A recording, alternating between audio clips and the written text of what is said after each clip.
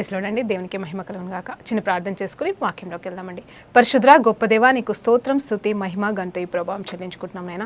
ఈ సమయంలో ఉన్న పాటను మీ పాదాల దగ్గరకు వస్తుండగా మీరు నాకు ప్రభానైనా కృపను చూపించండి అయ్యా. అవునయ్యా, విస్తారమైన ప్రభ నీ కృపతో నన్ను భద్రపరిచి నాయన తండ్రి మాట్లాడుతున్న నాతోను వింటున్న ప్రతి బిడ్డని మీరు దీవించి ఆశీర్వదించి మీరే సమస్త మహిమ, ఘనత, ప్రభావాలు పొందుకోమని పరిశుద్ధ ఆత్మదేవ మిమ్మల్ని ఆహ్వానిస్తుండగా మీరే నా తలంపులకి, నా ఆలోచనలకి, నా మాటలకి తోడుగా ఉండమని యేసుక్రీస్తు నామములో ప్రార్థన వేడుకుంటూ పొందుకుంటున్నాం తండ్రి.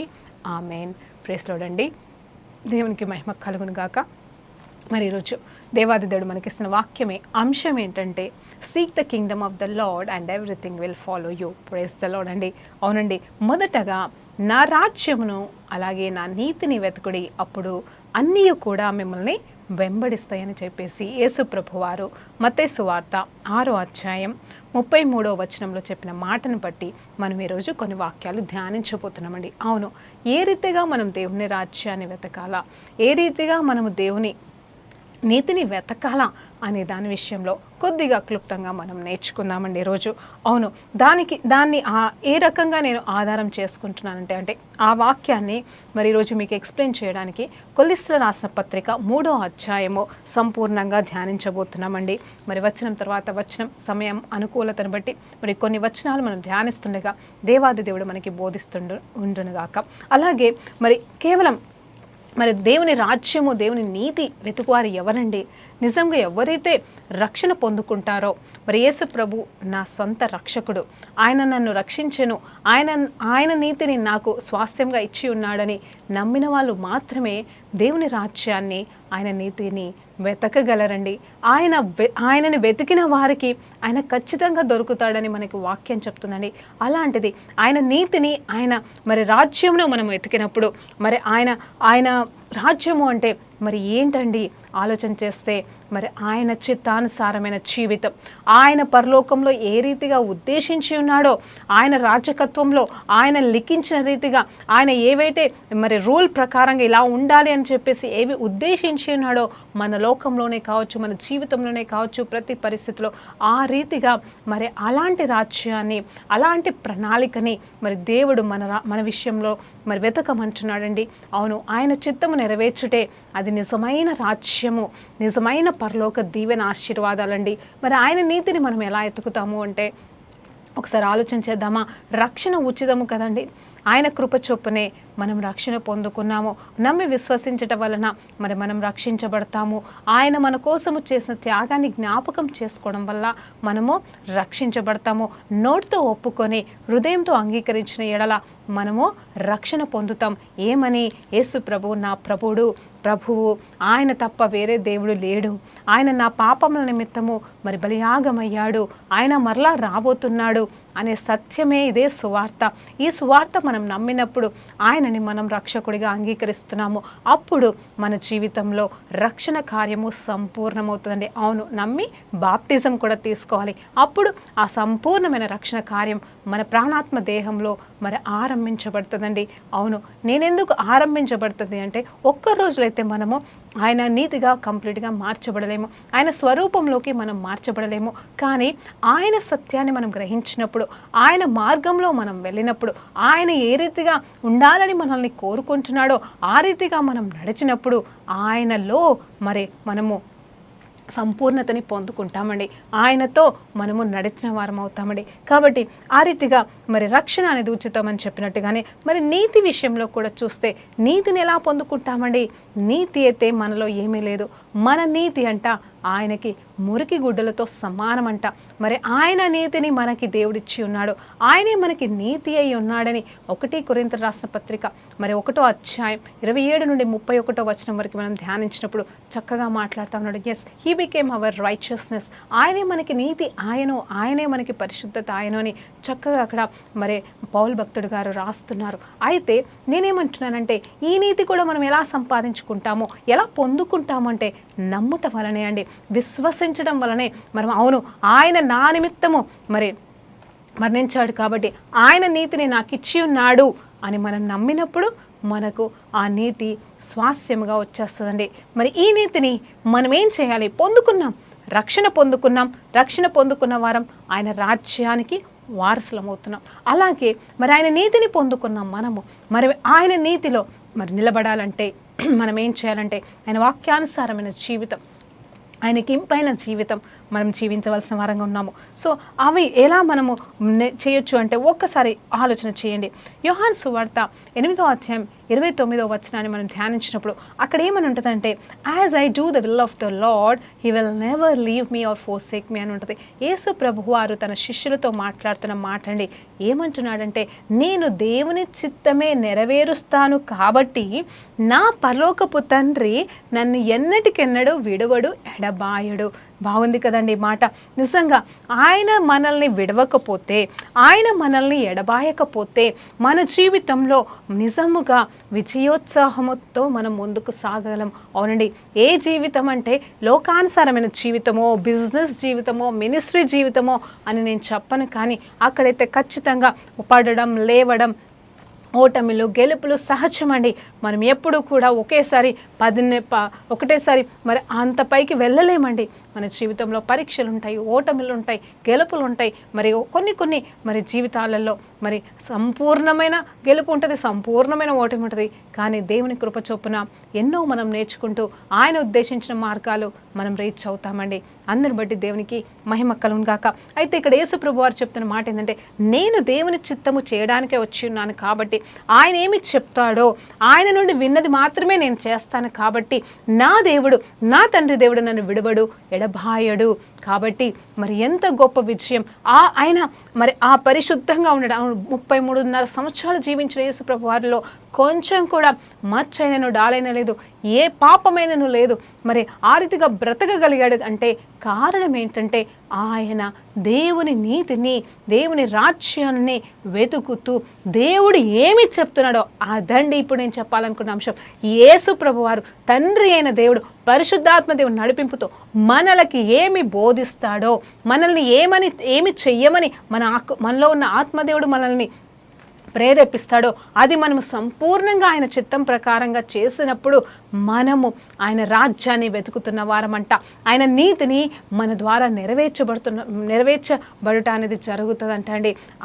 ఆ రీతిగా మనం నిలబడ్డప్పుడు మనం ఆయన నీతిని వెతుకుతున్నాము. అలాగే అంత మాత్రమే కాదు, ఆయన మనల్ని విడిచిపెట్టడు. మనము విజయోత్సాహముతో కూడిన జీవితాన్ని జీవిస్తాం. అది ఎవరి మీద విజయం తెలుసా అండి? లోకానుసారమైన విజయం కాకపోవచ్చు, కానీ సాతాను పైన విజయం అండి. సాతాన్ని తొక్కుపడేసే విజయం మనము కలిగి ఉంటాము. హల్లెలూయా, దేవునికి మహిమ కలుగును గాక. అలాగే అదే యోహాను సువార్త మరి కంటిన్యూయేషన్లో చూసినప్పుడు, మీకు వాక్యమునందు మీరు వాక్యం నందు నిలిచి ఉన్నవారైతే నిజముగా నా శిష్యులై ఉందురు. చూడండి, ఆయన శిష్యులమైన మనము ఆయన రాజ్యాన్ని వెతుకు వారంగా ఉన్నాము. ఆయన శిష్యులమైన మనము ఆయన ఏమి ఉద్దేశిస్తే అది నెరవేర్చు వారిగా ఉన్నాము. అంటే ఆయన బాటలో నడవాలి, ఆయన మార్గంలో నడవాలి, ఆయన సంపూర్ణతలోనికి నడవాలి. అయితే ఈ 31వ వచనం కూడా క్లియర్గా చెప్తున్నది ఏంటంటే, మీకు వాక్యమును, అవునండి, మీరు వాక్యమునందు నిలిచి, ఏ వాక్యం అండి? యేసు ప్రభు వారే వాక్యము. ఆయన యందు మనం నిలిచిన ఎడల, అంటే ఆయన రాజ్యంలో మనం నిలిచిన ఎడల, ఆయన రాజ్యాన్ని వెతికిన ఎడల మనం ఏమైపోతామంటే నిజముగా ఆయన శిష్యులం అవుతాము. మరి ఇంతకుముందు చెప్పాను కదండి, ఆయన మనకి బోధిస్తాడు, చిత్తమేంటో బోధిస్తాడు. ఆ చిత్త మార్గంలో మనం వెళ్ళినప్పుడు మరి ఆయన మనల్ని నిలబెడతాడు, గెలిపిస్తాడు. అయితే అంత మాత్రమే కాదు, మనము సత్యము కూడా గ్రహిస్తాం. సత్యం గ్రహించడం అంటే ఏంటి తెలుసా అండి? ఏది నిజమో ఏదో అబద్ధమో అంత మట్టుకే కాదు, కానీ ఇదిగో ఈ లోకంలో జరుగుతున్న వాటిని బట్టిన నిజమైన సత్యాలు, నిజమైన మార్గాలు, నిజంగా ఏం జరుగుతుంది, ఏం జరగబోతుంది, కలవరం లేకుండా మనం నిలబడగలము. పరిస్థితులను బట్టి 10,000 మంది పైబడినను, 1000 మంది కూలినను, మరి ఏమి జరిగినను, ఏ అపాయము మన దగ్గరికి రాకుండా కాపాడే దేవుని నామంలో మనము సత్యముతో నిలబడతాము. ఆ సత్యం ఏం చేస్తా తెలుసా అండి? మనకి స్వాతంత్రాన్ని ఇస్తుంది అని కూడా దేవుడు చెప్తున్నాడు. ఆ సత్యం ఎవరో కాదు, యేసు ప్రభువారే. ఆ వాక్యం ఎవరో కాదు, యేసు ప్రభువారే. ఆ నీతి ఎవరే కాదు, ఆయనే అయి ఉన్నాడు. ఆయన రాజ్యము కూడా ఆయనే అయి ఉన్నాడు. హల్లెలూయా, దేవునికి మహిమ కలుగును గాక. అయితే కొలెస్సీ రాసిన పత్రికలకు వెళ్ళి కొన్ని వచనాలు మనం ధ్యానిద్దామండి. ఇదిగో మీరు క్రీస్తుతో కూడా లేపబడిన వారైతే పైనున్న వాటినే వెతుకుడి, అక్కడ క్రీస్తు దేవుని కుడిపార్శ్వమున కూర్చుని ఉన్నాడు. చూడండి, మీరు క్రీస్తునందు ఏంటండి, మీరు క్రీస్తుతో పాటుగా లేపబడిన వారైతే, మనం ముందుగా మాట్లాడుకున్నట్టుగా రక్షణ పొందుకున్న మనము క్రీస్తుతో పాటుగా ఆయన పునరుద్ధాన శక్తితో పాతది గతించి మా పాత రోత జీవితం నుండి విడుదల పొందుకొని ఆ పాత రోత జీవితానికి మరణం అనే దానికి అంటే మనము మరణించి ఆయనతో పాటుగా లేచి ఉన్నాము. కాబట్టి మరి అలాంటి వారైతే మీరేం చేస్తున్నాడు ఏమని చెప్తున్నాడంటే, ఆయన కుడిపార్శ్వంలో కూర్చుని ఉన్నాడు. కాబట్టి పైనున్న వాటినే ఎలాంటి ఆయన పరలోకంలో కుడిపార్శ్వన కూర్చుని ఉన్నాడు. ఎవరి కుడిపార్శ్వన? దేవాది దేవుని కుడిపార్శ్వన కాబట్టి ఆయనతో పాటుగా మనము కూర్చున్నామని ఎఫెసీయుల పత్రికలో చెప్పినట్టుగా మరి ఇక్కడ చూసినప్పుడు ఏంటంటే, పైనున్న వాటిని మీరు వెతుకుడి, ఈ లోక సంబంధమైన వాటి గురించి మీరు ఆలోచించక మనసు పెట్టుకొనక అని చెప్తా ఉన్నాడు. అంత మాత్రమే కాదు, మీ జీవము క్రీస్తుతో కూడా దేవుని యందు దాచి ఉన్నది. మన జీవం అంట ఎక్కడ? ఆయనతో పాటుగా మనం లేపబడ్డాము. కాబట్టి మన జీవం ఎక్కడుంది తెలుసా? నీ జీవం ఎక్కడుంది అంటే ఆయనతో ఉందంట, ఆయనలో ఉందంట. హల్లెలూయా, ఈ సత్యమే అండి దేవుని రాజ్యం వెతకడం అంటే. ఈ సత్యాన్ని తెలుసుకొని ఆ సత్యాన్ని మన అంతరంగంలో మన హృదయాల్లో దాచిపెట్టుకోవడమే ఆయన రాజ్యాన్ని వెతకడం. ఈ సత్యము మనకి స్వాతంత్రాన్ని ఇస్తుంది. ఎలాంటి స్వాతంత్రం తెలుసా అండి? బంధకంలోనికి పోనివ్వదు, పాపంలోనికి పోనివ్వదు, మనల్ని నిరుత్సాహపడనివ్వదు. అవునండి, సాతానుగాడు ఎప్పుడు మన జీవితంలో చేసే పని మనల్ని ప్రతి విషయంలో నిరుత్సాహపడేసి ఆ నిరుత్సాహం అనే దురాత్మ చేత మనము పట్టబడిన వారమైతే ఇక ఎన్నటికెన్నటికి మనం లేగలేని స్థితిలోనికి వెళ్ళిపోతాం. కాబట్టి దేవుడు మనకి స్వాతంత్రం ఇచ్చేది, సత్యాన్ని బోధించేది, ఆయన రాజ్యాన్ని ఎతకమని చెప్పేది, ఆయనతో నిలబడమనేది, ఆయనలాగా జీవించమని చెప్పేది ఎందుకు తెలుసా అండి? ఆయనతో జతపని వారమై ముందుకు సాగుటకు. హల్లెలూయా, దేవునికి మహిమ కలుగును గాక. అయితే మనము జీవమై ఉన్న క్రీస్తు, అవునండి, మనకు జీవమైన క్రీస్తు ప్రత్యక్షపరచబడినప్పుడు మీరును ఆయనతో పాటు కూడా మహిమయందు ప్రత్యక్షపరచబడుతున్నారు అంటారా. చూడండి, ఇప్పుడు దేవాది దేవుడు రాబోతున్నాడని మనం ఎదురు చూస్తున్నాం కదా. ఆయన మహిమతో దిగి వస్తున్నాడు. ఆయన మహిమనైతే మనకిచ్చి ఉన్నాడు. ఆయన మహిమ మనలో ప్రత్యక్షపరచబడుతుందంట. ఎక్కడండి? కేవలమైన రాకడ సమయంలోనే కాదు, ఇప్పుడు ఈ లోకంలో ఈ కాలంలో కూడా ఆయన మనకిచ్చే శ్రేష్టమైన బహుమానం ఏంటంటే ఆయన పొందుకున్న మహిమ మనకిస్తున్నాడు. మహిమ అంటే ఏంటండి? హెచ్చించుట, ఘనపరచుట. ఎక్కడ? మన వారి చుట్టూ, మన చుట్టూ వారి మన మన మన మన పరిస్థితులలో మనల్ని హెచ్చించుట, అదే దేవుని మహిమ అండి. హల్లెలూయా, దేవునికి మహిమ కలుగును గాక. కావున భూమి మీదనున్న మీరు అవయవములను మరి జారత్వమునకు చూడండి, మరి జాగ్రత్తగా వినండి. 5వ వచనం చూస్తే, జారత్వమును, అపవిత్రతను, కామకత్వమును, దూరాత్మలను, విగ్రహారధమైనను, మరి ధనాపేక్షను చంపివేయుడి. ఒక్కసారి ఆలోచన ఏంటంట? దేవుని రాజ్యాన్ని ఎత్తుకాల్సిన మనము చేయాల్సిన పని ఏంటంటే, ఇదిగో కామకత్వాన్ని, దురాలోచనని, జారత్వాన్ని, అపవిత్రతని, అంత మాత్రమే కాదు ధనాపేక్షని కూడా. శిష్యులారా వినండి, అవును మనం శిష్యులం కదా, వినండి. ధనాపేక్షని సైతం ఏం చేయాలంట? చంపివేయాలంట. ఎవరు చంపివేయాలా? దేవుడు చంపివేయడం కాదు, నువ్వు నేను తీర్మానం తీసుకొని వాటిని మనలోకి వెళ్ళి చంపివేయాలి, వాటిని మనలోకి వెళ్ళి పెరికి వేయాలని దేవాది దేవుడు ఇక్కడ మనతో మాట్లాడుతున్నాడు. అది దేవుడి పని కాదటండి, జాగ్రత్తగా వినండి. అందుకే వెతుకుడి, నా రాజ్యాన్ని వెతుకుడి అంటే ఏంటి అని నువ్వు అడుగుతున్నావా? ఆయన నీతిని వెతుకుడు అంటే ఏంటి ప్రభా అని నువ్వు అడుగుతున్నావా? మత్తయి సువార్త 6వ అధ్యాయం 33వ వచనాన్ని పట్టుకొని అడుగుతున్నావా? ఏంటి ప్రభా, ఎట్లా జీవించాలి ఈ రకంగా? మరి ఇంత భయంకరమైన లోకంలో, ఇంత దుస్థితిలో మేము ఉంటుండగా, ఇంత అపాయకరమైన పరిస్థితులు ఉంటుండగా నీ రాజ్యాన్ని ఎలా వెతకాలి నువ్వు అడుగుతున్నావా? ఇదిగో వీటన్నింటినీ నీలోకి వెళ్ళి చంపేసాయి. మొట్టమొదటిగా నీలో ఉన్నాయా లేవా నీకు నీ దేవుడికే తెలుసు. కాబట్టి నువ్వు వీటిని చంపేసినప్పుడు అవన్నీ కూడా మరి సాదృశ్యమై నెరవేర్చబడతాయండి. ఒకరితో ఒకరం మరి అబద్ధం ఆడకూడదంట.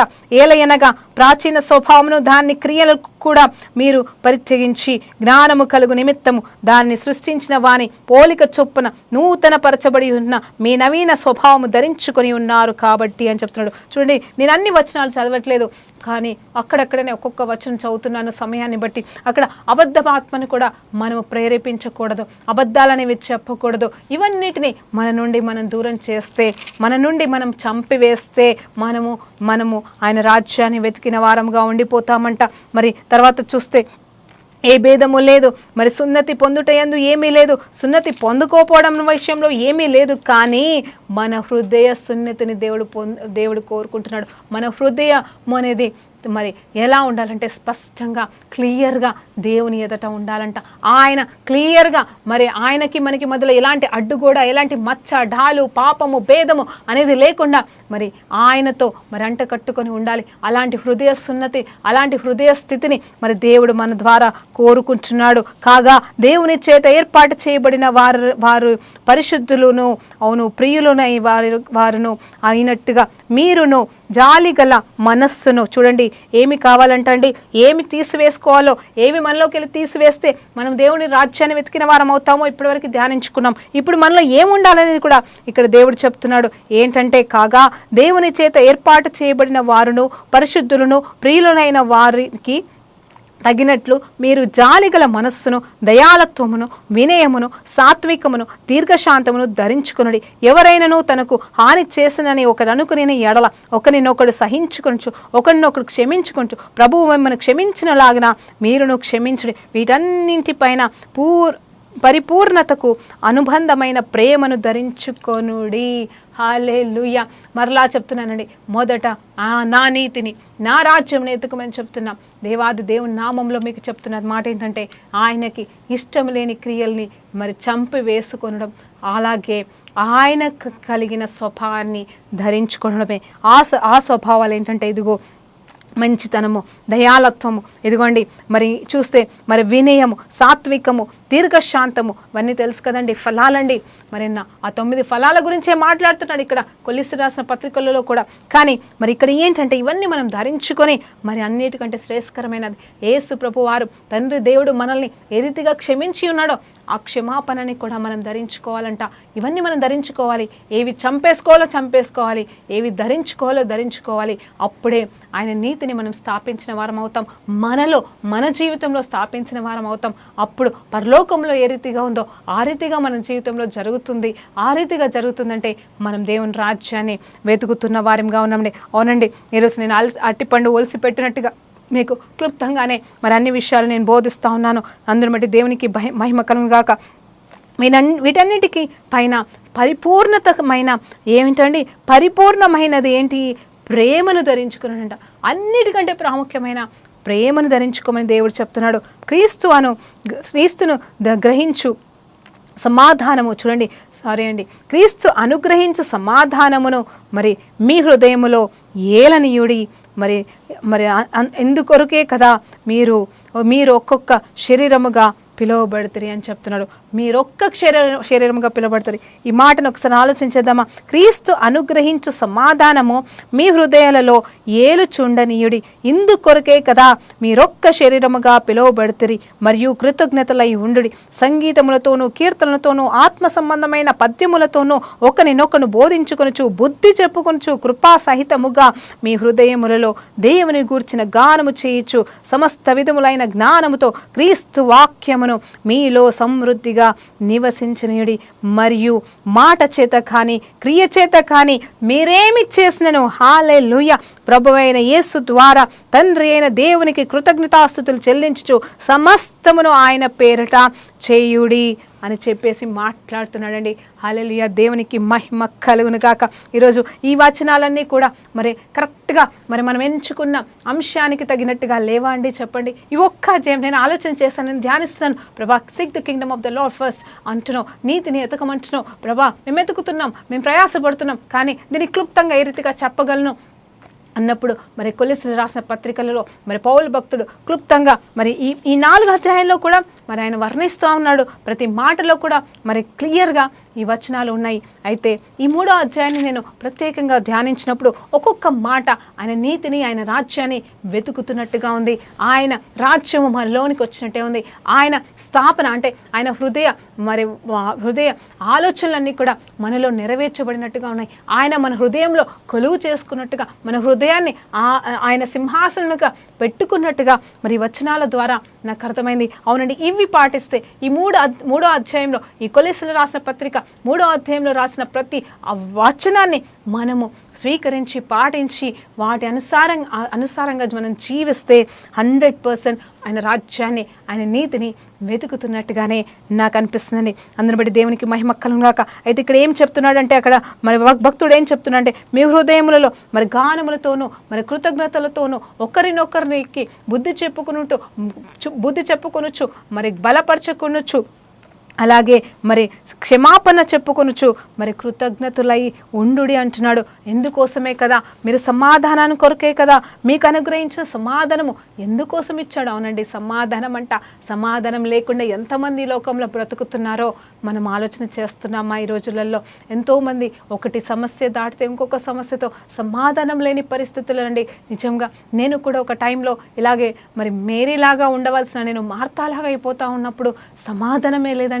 అవునండి, మార్తాలాగా పరిగెడుతున్నాను, మార్తాలాగా ఏదేదో చేసేస్తున్నాను, ఏదో చేయాలని తప్పనే ఇంకేదో అంటే నెగిటివ్ కాదు, లోకానుసరమైన జీవితం కాదు, కానీ దేవునికి సంబంధించిన విషయాలలో కూడా మార్తాలాగా పరిగెడుతూ ఏమి చేస్తున్నానో తెలియక సమాధానం లేని పరిస్థితులు కూడా నేను కొన్ని సంవత్సరాలు వెళ్ళానండి. కొన్ని సంవత్సరాల కిందట అప్పుడు దేవుడు నాకు వాగ్దానం ఇచ్చి ఉన్నాడు. నేను అడిగాను, ప్రభా నాకు మార్తాలాగా వద్దు, మేరీలాగా కావాలి. మొదటి దినాల్లో నేను ఏ రీతిగా నీ పాదాలు పట్టుకొని కూర్చుని ఉన్నాను, అలాంటి నెమ్మది నాకు కావాలి, అలాంటి మొదటి అనుభవం నాకు కావాలి అన్నప్పుడు దేవుడు ఒక మాట చెప్పి ఉన్నాడు, సమాధానం మిమ్మల్ని ఏలునుగా కాని వాగ్దానంతో ఉన్నాడు. అందుకే కదా మీరు పిలువబడి ఉన్నారు, సమాధానము కొరకే కదా పిలువబడి ఉన్నారు. చూడండి, ఇక్కడ చక్కటి మాట, క్రీస్తు అనుగ్రహించు సమాధానము మీ హృదయంలో ఏలుచుండనీయుడి, ఇందుకే కదా మీరు ఒక్క శరీరముగా పిలువబడి ఉన్నారు. మీరు ఒక్క శరీరంగా, ఎవరండి మీరు ఒక్కరు? నేను ఒక్కదాన్నని కాదు, అవును, నేను నా దేవుడితో ఒక్క శరీరమై ఉన్నాను. అలాగే మనమందరము కూడా, క్రీస్తు బిడ్డలమైన మనమందరము కూడా, ఆయన కోసము పిలువబడిన మనమందరము కూడా, ఆయన ఎవరెవరి కోసమైతే రక్తం చెందించాడో, క్రైస్తవ సంఘముగా పిలువబడుతున్న ఈ క్రైస్తవులమంతా కూడా, లోకంలో ఉన్న బిడ్డలమంతా కూడా ఆయన శరీరం అండి. ఆయన శిరస్సే ఉన్నాడు, మనం శరీరం ఉన్నాం, మనం ఆయన అవయవాలుగా కూడా ఉన్నామని దేవుడు చెప్తున్నట్టుగా మనమందరము కూడా ఒకే శరీరంగా పిలువబడింది ఎందు నిమిత్తం అంటే సమాధానం కోసం. అవునండి, సమాధానం ఎవరెవరి మధ్యలో అండి? ఇద్దరి మధ్యలో, అందరి మధ్యలో, సంఘాల మధ్యలో, కుటుంబాల మధ్యలో, ప్రతి ఒక్కరి మధ్యలో సమాధానానికే మనల్ని దేవుడు పిలిచి ఉన్నాడు. కాబట్టి ఈ నీతిని, ఈ రాజ్యాన్ని మనం ఎతుకుతుండగా ఆ సమాధానము కూడా దేవుడు మనలో ఏలనిస్తాడు. ఆ హృదయంలో, మన హృదయాలలో ఆ దేవుని సమాధానము, అనుగ్రహించబడిన సమాధానం అండి. ఇది మనం సంపాదించుకునేది కాదండి. నిజంగా చెప్తున్నాను, నేను కూడా అలాగే అనుకున్నాను. ప్రభా నాకు సమాధానం ఇవ్వు, దానికోసం నేను ఏమి చేయాలని ప్రయాసపడ్డాను. నిజమే అండి, చెడుని గురించి మనం ఎంతమంది వచనాలు ధ్యానించాం. చెడుని మరి ఆ దేవునికి ఇష్టం లేని క్రియలు మరి అవేవైతే ఉన్నాయో వాటిని మనం చంపివేయాలి, మనమే తీసివేయాలి. అలాగే ధరించుకోవాల్సినవి ఏంటి అంటే మరి మంచికి సంబంధించినవి, ఫలాలకి సంబంధించినవి, శ్రేష్టమైన వాటిని మనమే ధరించుకోవాలి. ఆ తర్వాత ఇక్కడ సమాధానాన్ని అనుగ్రహించేది మాత్రం దేవాది దేవుడే. ఎప్పుడు అనుగ్రహిస్తాడు కదా తెలుసా అండి? ఆయన ఆల్రెడీ అనుగ్రహించి ఉన్నాడు. కానీ మనం ఎప్పుడు ఆ సమాధానాన్ని అనుభవించగలము, అది మనలో, అది ఆ సమాధానం మనల్ని ఏలగలదు. ఆ బహుమానము, ఆ ఉచిత బహుమానమైన సమాధానం మనం ఎప్పుడు పొందుకోగలము, దానిలో ఉండగలమంటే మనము ఏవి విసర్జించాలో విసర్జించి ఎందులో మనం ఉండాలో అప్పుడేనండి ఆయన రాజ్యాన్ని, నీతిని వెతికినప్పుడు మాత్రమే అని నాకు స్పష్టంగా పరిశుద్ధాత్మ దేవుడు ఈ వాక్యం ద్వారా బోధించాడు. నేను ఈ సమయంలో మీకు కూడా ఈ విషయాన్ని సత్యంగా బోధిస్తున్నానండి. అందును బట్టి దేవునికి మహిమ కలుగును గాక. మీరు సమృద్ధిగా నివసించులాగిన దేవుడు మనల్ని ఏర్పాటు చేస్తున్నాడు. ఏదండి? మీలో క్రీస్తు అనే వాక్యము, క్రీస్తు యొక్క వాక్యము సమృద్ధిగా సమృద్ధిగా అండి, కొంచెం ఇక్కడ కొంచెం అక్కడ కాదండి, అస్సలు కానే కాదు, సమృద్ధిగా ఈ వాక్యంలో ఉన్న ప్రతి సత్యం మనల్ని ఏలును గాక. ఇంతకుముందు మనం ధ్యానించినట్టుగా మీరు వాక్యమునందు నిలిచి ఉన్న వారైతే నా శిష్యులు. నా శిష్యులు అంటే ఆయనకు సంబంధించినవన్నీ కూడా మనవే. ఆయన మనకు అన్నీ ఇచ్చి ఉన్నాడు కాబట్టి ఆయన సమాధానము మనల్ని వెళ్తుంది, ఆయన మహిమ మనల్ని ఆయన మహిమతోటి మనం నింపబడతాము, ఆయన కృపచేత మనము నడుస్తాము, ఆయన లాగా మనము మరి ఆయన మహిమకి పాత్రలం అవుతామని దేవుడు చెప్తున్నాడండి. ఆ తర్వాత చూస్తే మరి ఇంకా వచనాలు చూస్తామా, భార్యలారా మీ భర్తలను విధేయులై ఉండుడి అని చెప్తున్నాడు. చూడండి ఆయన ఎవరండి మనకి? ఇక్కడ భార్యాభర్తల గురించిన సంబంధం గురించి ఇక్కడ మాట్లాడుతున్నాడు. తర్వాత పిల్లల గురించిన పిల్లలు తల్లిదండ్రుల పట్ల, తల్లిదండ్రుల పిల్లల పట్ల ఎట్లుండాలనేది మిగతా వచనాల్లో మనకి చెప్తున్నాడు. వీటి గురించి మనం ఎప్పుడు ధ్యానిస్తామో బోధిస్తాము కూడా కుటుంబంలో. మరి నిజమే అండి, కుటుంబ మినిస్ట్రీలో మనం మాట్లాడవచ్చు. కానీ ఇక్కడ నేనేం అడుగుతున్నానంటే మనం ఎవరికి భార్యలేమో ఉన్నాం? మనం ఎవరి భార్య అయి ఉన్నాం? మొట్టమొదటిగా క్రీస్తు యొక్క భార్యలము కాదా? తండ్రి కుమారుడి యొక్క దేవుని యొక్క బిడ్డలం మనం కాదా? కాబట్టి మనము ఆయనకి లోబడాలని.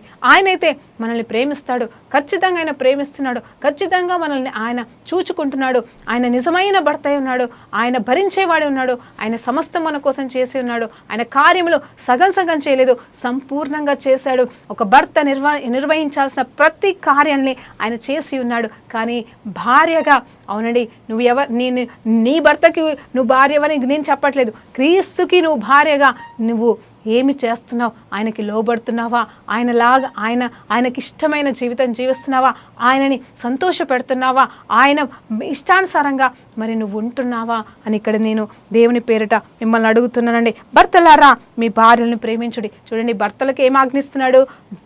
ప్రేమించుండి అని చెప్తున్నాడు, భార్యల్ని ప్రేమించమని చెప్తున్నాడు. ఆయన మనల్ని ప్రేమిస్తున్నాడా లేదా అండి? ఆయన మనల్ని ప్రేమిస్తున్నాడు కాబట్టి అంత గొప్ప శిల్వ యాగంలోకి ఆయన వెళ్ళాల్సి వచ్చింది. అంతగా ఆయన దిగి వచ్చి ఉన్నాడు, ఆయన తగ్గించుకున్నాడు. మచ్చైనను డాలైనను లేని భార్యగా మనల్ని చూడాలని కోరుకోవడానికి మనం చేసేది ఏమీ లేదు కాబట్టి, మనమేమీ చేయలేము కాబట్టి ఆయనే రక్తం కార్చాడు. మనం చేయాల్సిందల్లా ఒకటే, ఆయన రక్తంతో మనం కడగబడి ఇదిగో ఆయన రాజ్యాన్ని, ఆయన నీతిని మనం వెతుకుతూ ముందుకు సాగితే ఆయన భార్యలాగా ముద్రించబడి ఆయనలాగా మనము పోలి జీవిస్తాము, ఆయనతోనే ఏకమైపోయి ఉంటాము, ఆయనలాగానే మనము మహిమ పొందుకుంటాము. అందును బట్టి దేవునికి మహిమ కలుగును గాక. అలాగే భార్యలారా ఏం చేయమంటున్నాడు? భర్తలని గౌరవించమంటున్నాడు. నీ భర్తని నువ్వు గౌరవిస్తున్నావా? అది మొదటి ప్రశ్న అయితే అస్సలు ప్రశ్న నేను అడుగుతున్నాను. నీ దేవాది దేవుణ్ణి నువ్వు గణపరుస్తున్నావా? నువ్వు గౌరవిస్తున్నావా? నీ దేవుడికి అవమానకరంగా నువ్వు బ్రతుకుతున్నావా? అవునా మరి కాదా? నువ్వు ఆలోచన చేసుకో. నీకు ఇష్టం లేదు, అవునండి, చాలామంది ఈ విషయంలో నేను అనుకుంటా ఉంటాను, భర్తలకు తగ్గినట్టుగా భార్యలు అంటే నేను కేవలం ఇక్కడ స్త్రీలను మాత్రమే అనట్లేదు, కానీ మరి ఇక్కడ క్రీస్తు ఆయన భర్త గురించి, మరి ఆయన భార్యమైన మనము నేర్చుకోవాల్సిన విషయాన్ని గురించి మాట్లాడుతున్నాను.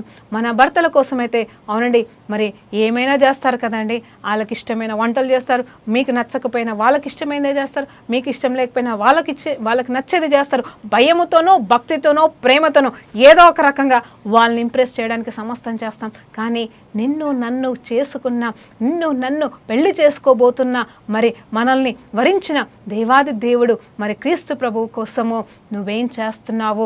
ఆయనని ఇంప్రెస్ చేస్తున్నావా? లోకాన్ని ఇంప్రెస్ చేస్తున్నావా? మరి ఈ లోకానుసారమైన భర్తలకే అంత విలువిస్తే మరి నిన్ను కట్టుకున్న నీ దేవాది దేవునికి మరి ఎంతగానో లోబడుతున్నావని ఈరోజు ప్రశ్నిస్తున్నాను. ఆ రీతిగా పిల్లలమైన మనము తండ్రికి లోబడాల్సిన వారంగా ఉన్నాము. ఈ రకంగా చూస్తే చివరి వచనం వరకు కూడా మనస్ఫూర్తిగా మనము ఆయనకి సేవకురాళ్ళుగా జీవించాలని కూడా కోరుకుంటున్నాడు. మరి ఈ 3వ అధ్యాయాన్ని మనం ధ్యానిస్తూ చూడగా మరి దేవుడు మనతో మాట్లాడి ఉన్న దాన్ని బట్టి ప్రార్థనతో ముగించుకుందామండి. పరిశుద్ధ గొప్ప దేవానికి స్తోత్రం, స్తుతి, మహిమ, ఘనతయు ప్రభావం చెల్లించుకుంటున్నాం. నైనా అద్భుతమైన రీతిగా నీ రాజ్యాన్ని, నీ నీతిని ఏ రీతిగా వెతకాలో, అందులో మాకు ఎలాంటి విజయం ఉంటుందో మాకు ఈరోజు నేర్పించిన తండ్రి, కొలెస్సీయుల 3వ అధ్యాయం నుండి మాతో మాట్లాడిన తండ్రి, మీకే సమస్త మహిమ, ఘనత, ప్రభావాలు చెల్లించుకుంటూ యేసుక్రీస్తు నామములో ఈ ప్రార్థన వేడుకుంటూ సమర్పిస్తున్నాం తండ్రి. ఆమేన్. ప్రైజ్ లార్డ్ అండి. దేవునికి మహిమ కలుగును గాక.